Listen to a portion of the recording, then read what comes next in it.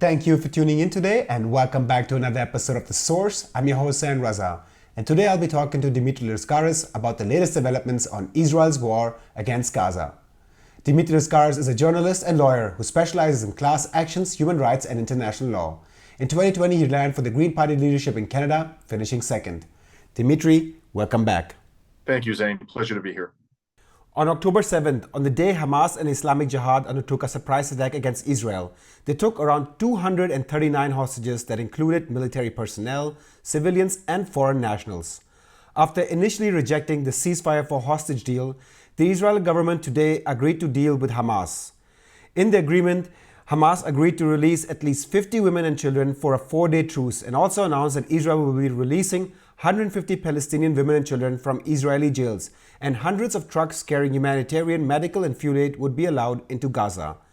This is a two-part question. Firstly, what is the significance of this development? And secondly, why did Israel take so long to come to an agreement? One would think that freeing the hostages would be the utmost priority of the Israeli government instead of carpet bombing Gaza. Well, from a humanitarian perspective, we should all applaud the fact that this is happening, that there is going to be a pause, albeit a non-permanent one, in this bloodshed, and that humanitarian supplies are going to come in and there's going to be a mutual release of hostages. And let's be clear, these women and children that are languishing in Israeli prisons are just as much hostages as those being held by Hamas and other militant groups in Gaza. We just don't call them that in the mainstream Western media. But in any event, we should be welcomed from a humanitarian perspective. But as you noted, this is a very different course of action than that which the Netanyahu government vowed to take. It said very clearly that there would be no pause whatsoever in the fighting until all of the hostages had been released on the side of Hamas. It never indicated its willingness to release any Palestinians from its own jails. And that's precisely what it's doing. It's getting less than half the hostages. The military personnel, and most of them, I believe, are military being held by Hamas. They continue to remain in the custody of Hamas fighters. The Israelis are having to release 3 times the number of hostages that Hamas is trying to release, and there's going to be looks like a significant amount of humanitarian aid and presumably fuel, which could be put to use by Hamas fighters going into Gaza. So while from a humanitarian perspective, it's positive, I think it shows a real weakness on the part of the Netanyahu government. These are cracks showing in the edifice of its determination to destroy Hamas. And what will be really interesting to see is whether this is a temporary retreat from the maximalist goals of the Netanyahu government, or if it's the beginning of a collapse, which will lead ultimately to a recognition, not an explicit one, but an implicit one at least, of a defeat in terms of achieving its objectives. I personally don't believe that the bloodshed is over by any means. It may resume with the same level of ferocity, and it may even be worse. But ultimately, I think where this is heading is towards a strategic defeat of the state of Israel. Let us look at another recent development, the Shifa Hospital. The Shifa Hospital is the largest medical facility in the Gaza Strip. Israel has been claiming for weeks, if not years, that Hamas has built a terror infrastructure, including a control center underneath the hospital. Both Hamas and the health authorities have denied these allegations, pointing out that it is merely a medical facility. Now, Israel announced that a 55-meter long and 10-meter deep tunnel was found under the hospital, and a calendar with names of terrorists as well as weapons. In your opinion, how valid is the evidence that Israel has presented thus far? Well, there was a very interesting interview involving Ehud Barak and on CNN with Christiane Amanpour a few days ago, in which Ehud Barak said, yes, there's a bunker underneath that hospital, and we know this because we built it. The Israelis built the bunker. They built it when they were in control of this area of Gaza. So saying that there is a bunker there is nothing. It is in no way, shape, or form revelatory. This is widely known. It's not something that was constructed by Hamas or any other resistance group. The question is, is it being used for military purposes? And there's no evidence, absolutely no evidence that's been put forward by Israel, which is frankly a serial liar when it comes to claims of this nature, that in fact it was used for those purposes. And as you mentioned, medical personnel there, including Mats Gilbert, a very well-known and courageous Norwegian physician who worked in there for years. They are adamant that they've never seen any evidence that there is a bunker being used for military purposes underneath the hospital. So they found a tunnel. That doesn't prove a damn thing. And the last thing I want to say very clearly, and this has to be said over and over again, that even if what they're saying was true, they do not have the right to do what they did to that hospital. Hospitals enjoy special protection under international law. And at a bare minimum, it was incumbent upon them, if what they were saying was true, to ensure the safe evacuation from that hospital of all of the patients, all of the medical personnel, and other civilian personnel.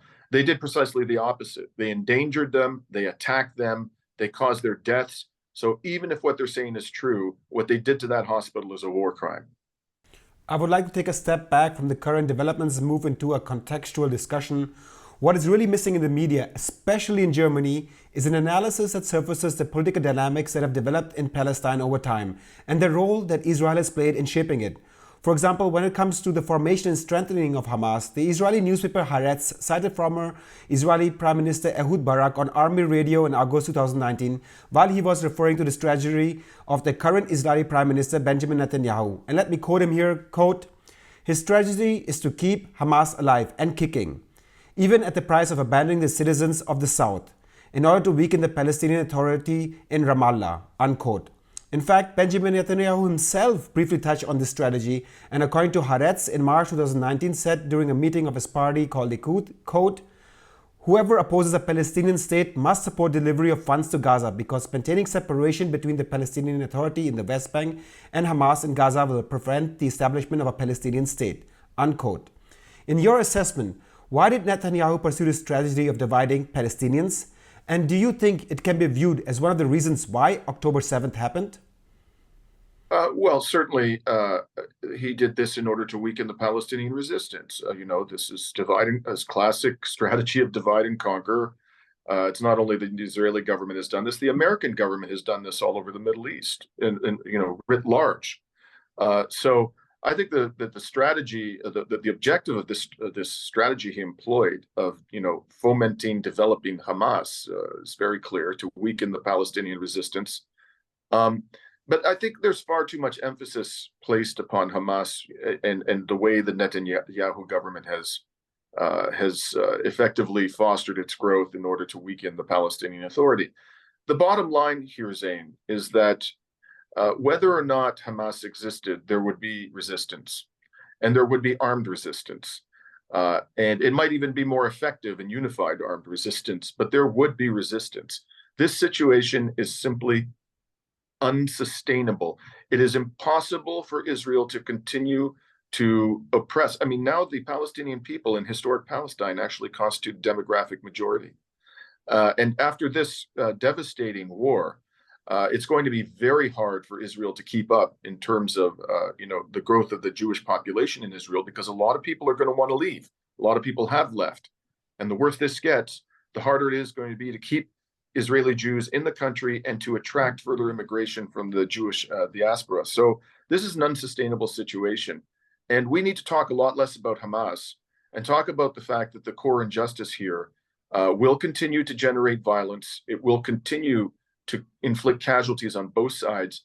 And the only lasting and durable solution, and one, I cannot stress this enough, that is in the best interest of the people of Israel themselves, is to accommodate the just demands of the Palestinian people. And if you're not going to incorporate them into one state that has equal rights for all its citizens, then for God's sake, give them a Palestinian state. That's the way you will end the suffering. It's the only way to end this suffering. The international community has been demanding this for decades. And unless and until the Israeli government does this, there's going to be some other iteration of Hamas. Even if by some miracle they manage to destroy Hamas, I don't think they will. There will be armed resistance. It will not go away. It'll only get worse. The German media and political establishment have largely refrained from using the terms genocide, collective punishment, or ethnic cleansing, and supports this position with the argument that Israel is acting in self-defense and only intends to target Hamas terrorists, unlike Hamas, who openly voice their intent to target and eradicate civilians. When Palestinian civilians are killed by Israel, it is primarily because Hamas is using them as human shields. On the other hand, world-renowned Israeli Holocaust scholar Raz Segal stated recently that Israel's assault on Gaza is, quote, a textbook case of genocide, unquote. Even UN Secretary General Antonio Guterres remarked, quote, Gaza is becoming a graveyard of children, unquote. Organizations such as Amnesty International and Human Rights Watch recently reported that Israel is committing war crimes and even provided evidence to back their claims. In your view, and especially that you're a lawyer that specializes in international law and human rights, does Israel have a higher moral ground? And can we rule out genocide and war crimes if it does not explicitly claim that it's targeting civilians, as the German media stipulates? Or do you think the claim made by a human rights organization that Israel is committing war crimes and perhaps genocide is accurate? Where does the truth lie? Whether Israel is committing genocide is a legal question. It's a legal question, and it depends upon the interpretation of genocide in international law, and particularly in the Genocide Convention. This is not a political question, it has political implications, but it's a legal question. And as you've noted, I'm a lawyer. I have been passionate about international humanitarian law my entire 30-year legal career.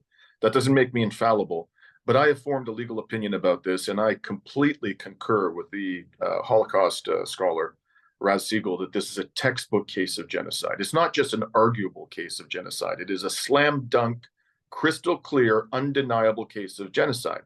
Why do I say that? First of all, Israel is committing, the genocide definition has a series of acts that one must commit. Not all of them necessarily, but one or more of them, including killing the population, depriving the population of the essentials of life. Israel is committing all of the acts that are listed in the definition of the Genocide Convention. Secondly, these acts under the definition of genocide must be accompanied by an intention to destroy all or part, I stress, part of a population. Israel doesn't have to have the intention to exterminate every single last Palestinian. There is absolutely no question that it has that intention. Its leaders, I don't know what the German media, what Kool-Aid they're drinking, but its leaders have been openly declaring that there are no non-combatants in Gaza, that the children and the mothers of Gaza and the civilian males of Gaza are all part of the threat that Israel confronts. They are all legitimate targets. The Israeli defense minister called them human animals. He said, we're not going to put any restraints on the military. Netanyahu said, we're going to turn Gaza into an island of ruins. Isaac Herzog, the president, said, no one is innocent in Gaza because they could have turned against Hamas and they didn't turn against Hamas. Therefore, they're guilty. They're responsible for what was done to Israel. And I'm just giving you some examples. It's become so obvious. It's not just Raz Segal. There was a senior human rights lawyer from the United Nations who recently resigned in protest. He too called it a textbook case of genocide. Within the last few days, the International Commission of Jurists, 60 leading international lawyers, said there is a serious risk of Israel committing genocide in Gaza, and that the risk is so great that the obligation of states under the Genocide Convention to prevent genocide has been triggered already. And they have to act now to put a stop to this. Today, the UN Special Rapporteur on violence against women and children came out and referred to what is happening in Gaza as an unfolding genocide. These are all legal experts. They are all of one mind. This is a genocide, and it's time for us to stop propagating these lies about what the Israeli government is saying. They themselves have declared a genocidal intent, and we now have to act. It is not consistent with the most basic elements of human conscience to wait for a genocide to be consummated before condemning it. You must stop it, not just as a legal matter, but it's a fundamental principle of morality. On November 14, Finance Minister of Israel, Bezalel Smotrich, stated, quote, I welcome the initiative of the voluntary immigration of Gaza Arabs to countries around the world. This is the right humanitarian solution for the residents of Gaza and the entire region after 75 years of refugees, poverty, and danger. The state of Israel will no longer be able to accept the existence of an independent entity in Gaza, unquote. Given this statement, what do you think Israel's goals are in Gaza? Is it simply eliminating Hamas, or are there other objectives in mind here? Well, I think we have to entertain a possibility that they don't actually have any coherent strategic objective, that this is just straight up bloodlust and barbarism, and that they're trying to inflict the maximum level of pain upon Palestinians to deter any future resistance. There's that possibility. But I think that more likely they do have some semblance of a goal here. And the goal, if you look at the way this is playing out on the ground, they started by destroying almost all of northern Gaza, forcing in excess of 1 million people, I think it's 1.5 million people, displacing them and pushing them southward. Then they went into the central part of Gaza, pushing them further southward. There was a plan leaked during the course of these atrocities, from the Israeli government, the bowels of the Israeli government, showing that they have an objective, or they dream one day of expelling all the Palestinians of Gaza into the Sinai. So what it looks like to me on the outside is that they're trying to force as many people in Gaza as possible right up against the border of Egypt, make the rest of Gaza entirely unlivable, simply uninhabitable, and then present the international community with a fait accompli, which is, if you want to avoid mass deaths amongst the people there, you're going to have to put them into a part of the world that's livable, whether it's the Sinai, whether it's your own countries. They are effectively trying to, in my opinion, effect a massive and brazen ethnic cleansing of Gaza. And if they were to, I don't think they will succeed, by the way, but if they were to succeed, I think it's crystal clear that the West Bank would be next. And they already are, in effect, pursuing that policy, albeit at a less brutal and obvious level within the West Bank itself. So we have an obligation to come in here and put a stop to this right now, because if they have an objective that's other than, just causing suffering, that's what the objective is. Let us look at some regional developments that have come about since Israel began its war on Gaza. Saudi Crown Prince Mohammed bin Salman this week called for a global export ban on arms to Israel and said he opposes any forced displacement of Palestinians from Gaza. Jordan also cancelled a water and energy deal with Israel, with its top diplomat stating, and let me quote him here, quote, "We will not sign this agreement any longer." Can you imagine a Jordanian minister sitting next to an Israeli minister to sign a water and electricity agreement, all while Israel continues to kill children in Gaza, unquote. However, more drastic measures such as the termination of the Abraham Accords, an oil embargo, or even the severing of diplomatic relations with Israel have not been pursued so far. Why do you think countries like Saudi Arabia, Egypt, Jordan, and others have failed to take more drastic measures? Well, the leadership of these countries, are primarily interested in their own enrichment and their own power than they are in the will of the people over whom they rule. Overwhelmingly, I think it's safe to say, throughout the Arab and Muslim world, there is mass outrage with what is being done to the Palestinian people, and an absolute determination to bring it to an end by any and all means necessary, but at a bare minimum by political and economic measures. But these people, they're not particularly concerned with that, unfortunately, particularly the leadership of Saudi Arabia, a brutal autocracy.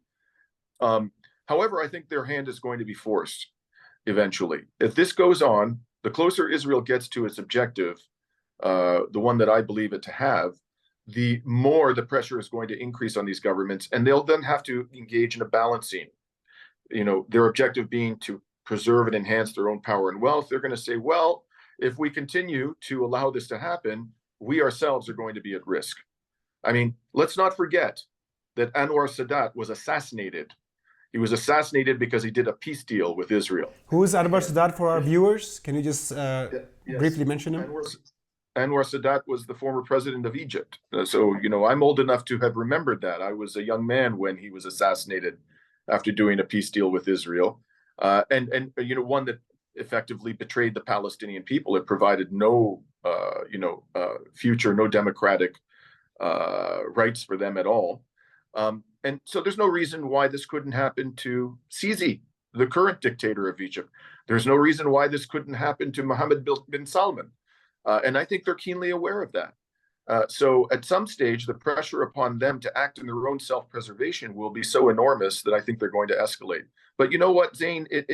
I don't think that necessarily matters, because there already exist enough groups, and they are acting in such a way as to pressure Israel and the United States to deal fairly ultimately with the Palestinian people. You have Hezbollah on the northern border. We don't hear much about this in the Western press, but Hezbollah is putting out daily statements, oftentimes accompanied with video evidence of the attacks and the casualties it is inflicting upon the Israeli military on the northern border. You have militant groups in Iraq and Syria attacking American military bases, inflicting casualties upon them. You have the Houthis seizing an Israeli-owned vessel, civilian vessel, and also firing drones and ballistic missiles at Israel.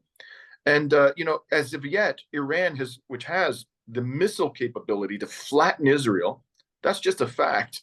It has the ability to cause permanent, massive damage to Israel, hasn't even entered the conflict yet. So I think that at this stage, whether or not the Saudis and the Jordanians and the Egyptians use their economic leverage to put a stop to the carnage, ultimately, as I say, I think this is going to end in a strategic defeat for Israel. And it's just a question of how much bloodshed is going to have to happen tragically before that outcome is realized. I would like to switch to Ukraine before I end this interview. Reuters recently reported that the US and European officials have spoken to Ukrainian government about possible peace negotiations with Russia to end the war. In addition, Der Spiegel, one of Germany's widely read news organizations, recently wrote in the subheading of the article, quote, "Weeks after the terrorist attack in Israel pulled the world's attention away from Kiev's plight, the situation in Ukraine is bleak. It appears that Washington is slowly turning its back on the country, and it is unlikely the Europeans can make up for that possible shortfall." Unquote. Chancellor Olaf Scholz's governing coalition, however, unlike the US, recently agreed to double German military aid to Ukraine over the next year to 8 billion euros. Can you talk about why the US is slowly turning its back on Ukraine, and whether you believe that the European Union, led by Germany, can lead Ukraine to victory against Russia without Washington's support? It's turning its back on Ukraine because it realized that Ukraine can't win this war.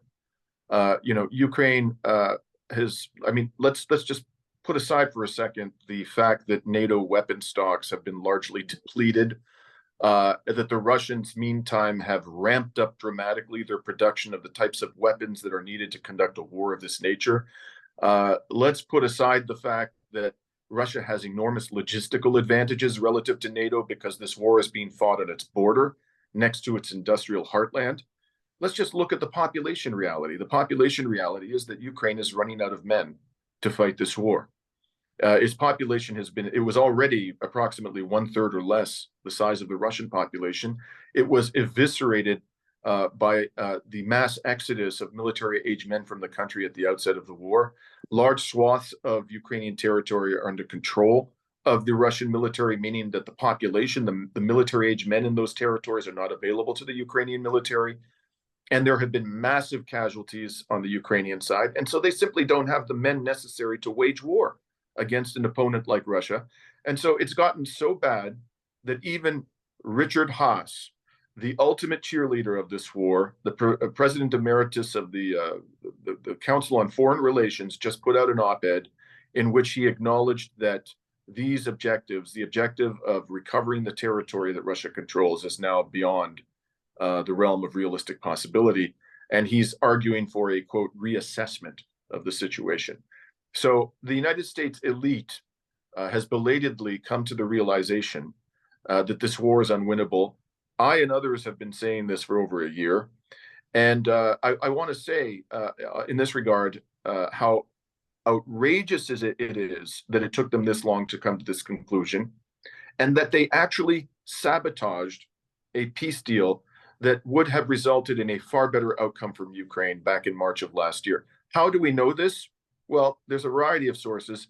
I'll cite one that's of particular interest to your German audience, and that is three eminent Germans, including a former German general, a leading scholar from within Germany and the former Assistant Secretary General of the United Nations, also a German citizen, recently came out with a report in which they reconstructed what happened last year during the negotiations between Ukraine and Russia. And they came to the conclusion that the Ukrainians and the Russians were on the verge of a deal which would have seen Ukraine remain out of NATO. It would have allowed Ukraine to retain control of those 4 oblasts, which Russia subsequently annexed. And the United States and the United Kingdom sabotaged the deal. That's what they did. So they have the blood of hundreds of thousands of Ukrainian soldiers and civilians on their hands, these Americans and these British who tanked that deal. The German government, instead of trying to escalate this without the assistance of the Americans, which is just going to prolong the suffering and increase the number of people who are dead and disabled at the end of this war, it should come to its senses and sit down with its Ukrainian partners and talk about some kind of a realistic peace deal that'll preserve the sovereignty of Ukraine, continue to give it access to the Black Sea, and finally bring an end to the suffering. That would be the sensible thing for Chancellor Scholz to do at this time. Dimitri Lascaris, independent journalist and lawyer, thank you so much for your time today. Thank you, Zane. And thank you for tuning in today. Please don't forget to subscribe to our alternative channels on Rumble, Telegram, and a podcast called Podbean. YouTube, which is owned by Google, can shadow ban and censor us at any time, especially during times of crisis when we are providing another perspective to what the mainstream media is providing you. Also, if you're watching our videos regularly, make sure to donate today. We are a small, independent and non-profit media organization that does not take any money from corporations, governments, and does not even allow advertisement, all with the goal of providing you with information that is free from external influence. We have 144,000 subscribers and only 375 people donate to us on a monthly basis. If you want us to continue providing you with an independent perspective, make sure to become a monthly donor today. I'm your host, Zain Raza. See you next time.